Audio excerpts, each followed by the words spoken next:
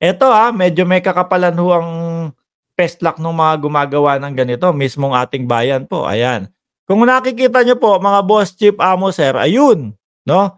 Eto, yung pinapakita ko, yung binibilugan ko ng kamay, 'no? Sa Valenzuela, naglagay sila ng bandila ng China, mga bossing, bandera ng China. At base po doon sa kinapanayam, mga bossing, ano lang daw ho yan, um, ano ba yun, yung parang ano, mga kababayan, parang pananda sa kalapate, mga bossing. Kumbaga warehouse na malaki ito, eh. Kung iisipin niyo mga boss, chief, amo, sir, oh, yung mga nagmamay-ari ng mga warehouse na mga napakakalalaki, karamihan diyan mga Chinese ho, 'di ba? Oh. Watawat ng China sa isang warehouse sa Valenzuela, city. Pinatanggal at kinumpiska ng kapulisan. Pasilidad, idinepensang ginagamit lang ito para sa mga kalapate. Pambabastos naman ho sa atin na talaga yan, mga kababayan. Matitigas na talaga sila, no? Siguro ang gusto ng mga DDS kapag dumating ang panahon, utusan mo kami, China. Chinese ka, utusan mo kami. Nasa ilalim kami ninyo. Ganyan ho, no po. Kasi yung mga sumusuporta ho sa sa China, mga kababayan, hindi ko alam kung saan hinuhugot ho yung mga kakapalan na mukha nitong mga ito, eh. Biruin mo, makita ho nila, no, yung ating mga kasundaluhan, inaagawan ng pagkain, itinapon, gustong tigihin sa gutom.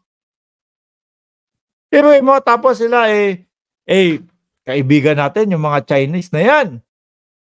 Di ho ba?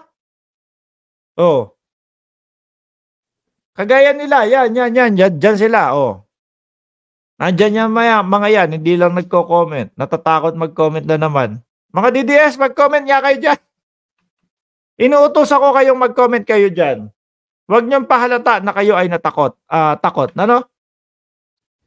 Magmula nang dumating yung 2 batalyon na SAP ng pulis, nowhere to be found na si Digong. Ay hindi, lumutang na. May mga picture na nga po, eh. May picture na nga po si dating Pangulong Duterte ang parang medyo mahina, eh. Mark, nagpakita na ba si Duterte since May 11? Nagpakita, may mga picture na ipinakita sila, ha. May pinakitang mga picture sila, eh. Baka ready na ho, mga kababayan. Baka ready na ho. Nako, madami pong kakaharapin si sir, eh. Buhay buhay na naman, Buhay na naman. Nandiyan, nagpakita. Nakaganon nga sila, eh, Nakaganon sila. Kasama yung mga DDS vlogger. Baka ready na po, no? Siguro napaghandaan na. Aba, wala. Ganito talaga ang buhay. Kung haharapin natin ng ICC, harapin na natin ng ICC. Pero bago po yun, mga kababayan, dun muna sa Kongreso, mukhang ipapatawag na din ho, mga bossing. Mukhang ipapatawag ho, no? Physically present, not photo only. Yan eh. Ayaw talagang pumayag ng mga nung mga supporter ng gobyerno, eh. Physically present, not photo only. Yung talagang mismong live, mga kababayan. Pero ako, tingin ko, ho talaga yun. Nagpakita. Talagang siya ho yun, mga kababayan. Kasi nakita ko, ayon sa nandito, saan ba ang warrant of arrest? Tagal na, baka mauna ka pa doon, boss. Sabi mo, 70 ka na, no? Kakaunti ka na lang. Baka mauna ka pa doon. Pero lagi kang mag-a-amlodopin, ha? Para hindi ka mauna, okay? Dahan-dahan lang sa pagmumura. Nakikita ko parang lagi kang nagmumura dyan sa live mo. Yan ba yung tatak Duterte? Ganyan. Yan yung ipinagmamalaki niyong tatak Duterte. Saan ba ang warrant of arrest? Tagal, inip na kami. Bakit naman ikaw may inip? Hindi naman ikaw. Wag mo, hindi ako nagbablock dito. Hindi ako nagbablock dito. Meron diyan na mga moderator na nagsasabi, boss, mag-solmyox ka. No? para hindi ka palaubo doon sa iyong ano. Eh, kung ikaw maiinip ka, tapos sasabayan mo pa ng nai-stress ka sa akin, eh, mapapadali ka niyan, 'di ho ba? Naka-block naku, block mo ako dati, eh. Yang itsura mong ganyan iba-block pa kita? Ba't kita iba-block? Hindi nga ako marunong mag-ano dito, maglagay-lagay ng jacket, iba-block pa kita. Oh. Boss, 'di ba watawat mo 'to? Oh, 'di ba watawat mo 'to? Tama ba ako, watawat mo 'to, Spencer? Pakita nga muna nung mukha yung habang sinisigawan ka ni Morales.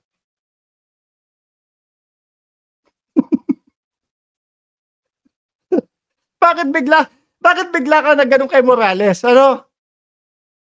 Parang gusto mo ng umiyak habang sinisigawan ka ni Morales. 'Wag mo kaming daanin diyan sa natatawa.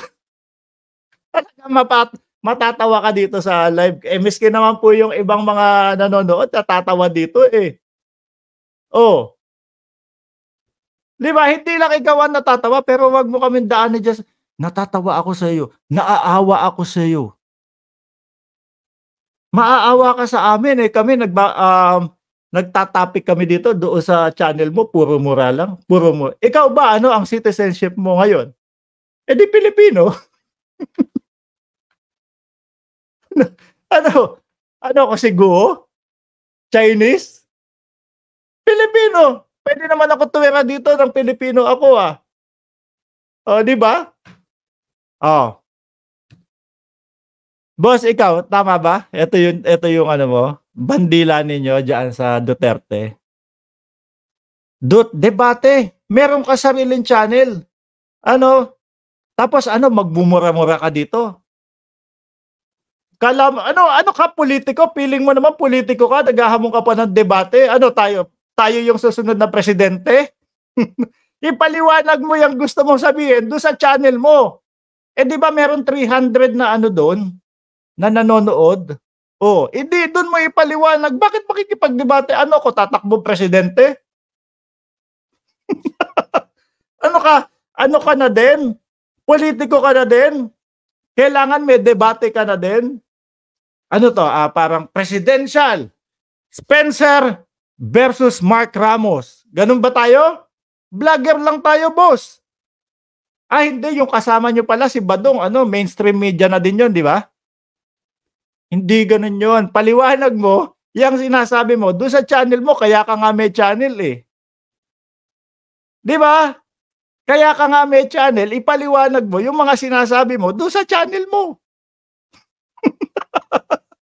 Piling pulitiko tayo, ha. O magdebate nga tayo. Ano pag-uusapan natin? Plataporma natin? Diyos Diyos ko po Lord. Okey ka lang diyan, sir? Nadadalas ka dito sa channel ko baka idol mo na ako, ha. Mag-like ka lang diyan, eh, mag-subscribe ka na din diyan. Palibhasa doon sa inyo kapagka magko-comment, eh, kailangan subscriber pa para makaipon ba ng mas mas mas ma para mas makaipon ba ng mas madaming subscriber siguro nilait ako dun, Ang liit-liit nung subscriber ko, Oh, pindutin ko muna ito. Bawal mag-comment ang hindi subscriber para maobliga ho mga bossing ano. Ay alam niyo naman kapagka yung mga ganyan talagang hindi natin pinapalagpas pagbardagulan ho mga bossing. Pumunta ka dun sa channel nila. Ang usapan, bakla si Mark Ramos. Usap-usapan bakla si Mark Ramos, Sabi ko, ano yang channel mo, Parlor? Natira pa tayo dito tuloy-tuloy yung pagsasalita natin, pagpapaliwanag natin nung mga usapang pulitikal. Pagdating po sa kanila mamayang konti yan magla-live po yan doon sa channel niya. Pag nag-live po yan, ang pag-uusapan ho mga bossing, bakla daw si Mark Ramos. Ganun daw, dugyot daw si Mark Ramos. Makikita mo sila habang sinasabing dugyot si Mark Ramos, nanlilimahid yung mukha. Mano ba namang mag-ano muna, maghilamos muna.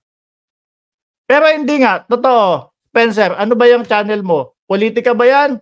O Parlor? Usapang bakla, eh. Bakit kaya ang iinit ng ulo nila sa mga bakla? Wala namang ginagawa sa kanila yung mga bakla. Ano ho? Oh, ba't ginagawa nilang panlaban sa ibang tao na bakla? 'Di ho ba mga boss?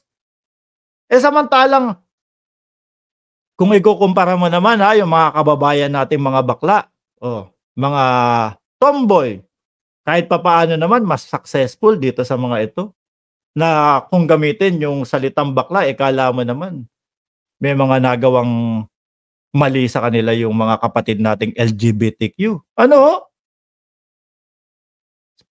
Tinime out tinime out niyo si Spencer. Magla-live na 'yan dun. Hindi ko maintindihan ho mga kababayan, ha? Ito sa mga vlogger na ito, debate tayo. Bakit tayo ba yung politiko?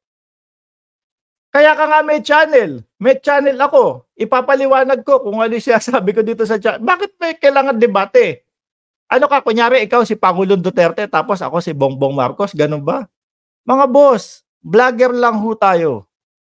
Ano ho, wag medyo mataas na para akala mo politiko makikipagdebate. Ang isasagot naman sa iyo, anak ng tinapa, dado sa kabilang kanto ang isasagot sa iyo pag nako-corner. Nung sinigawan ni Morales, mga tamimi naman itong mga ito. Oh, mga namula. Ba't namula kayo nun? Natunganga silang dalawa habang sinisigawan ho ni Morales. Oh.